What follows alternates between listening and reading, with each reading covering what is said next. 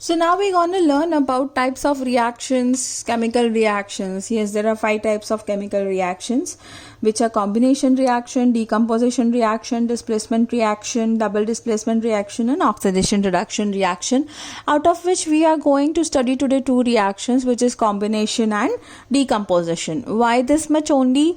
Because each reaction, if I talk about combination reaction, I have 10 more reactions to explain under it, and if it's decomposition, again I have 10 more reactions to explain under it.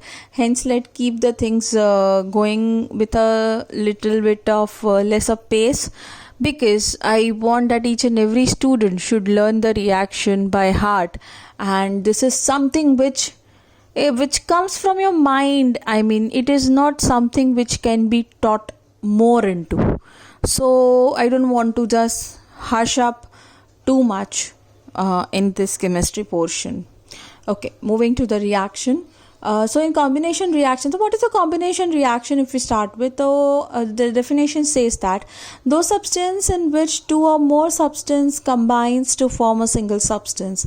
जैसे 2 चीज़ को इकट्ठा करो या 2 से ज़्यादा चीज़ को, like for example, I'll give you a very layman example, which is like in a way you drink milk. So what do you gather? You drink milk while gathering Bournvita होता है. Then we have sugar into it, then we have milk into it, and finally what the product which we get is just chocolate milk, right? So that is a combination reaction. Now coming to the chemistry portion of this, we have magnesium over here, it's in a solid state, and then oxygen in a form of the gas, and under the combination reaction you can see that these 2 substances are coming together and they are making 2MgO, which is in a solid state, and that is known as magnesium oxide. So this is how 2 substances combine and form one substance. So that is a combination reaction. This does not end here. I'll just show you that we have other reactions as well, where you can see that hydrogen burns with oxygen to form water. So here 2 things, they get combined to form H2O. Then apart from that, I'll show you, we have example 3, where carbon reacts with oxygen to form CO2, hydrogen combining with chlorine to form HCl, sodium reacting with chlorine to form NaCl, which is salt.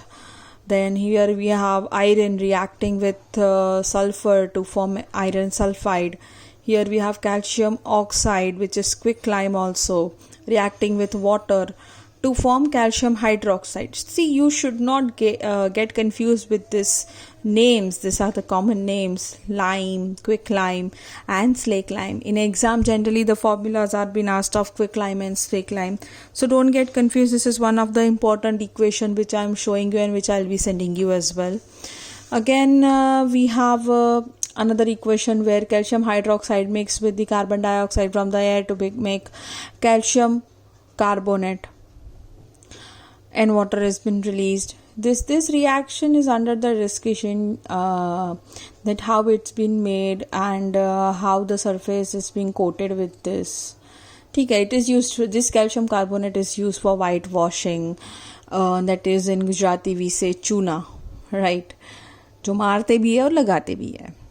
Anyways, moving ahead, another example we have is of ammonia reacting with HCl and we get ammonium chloride.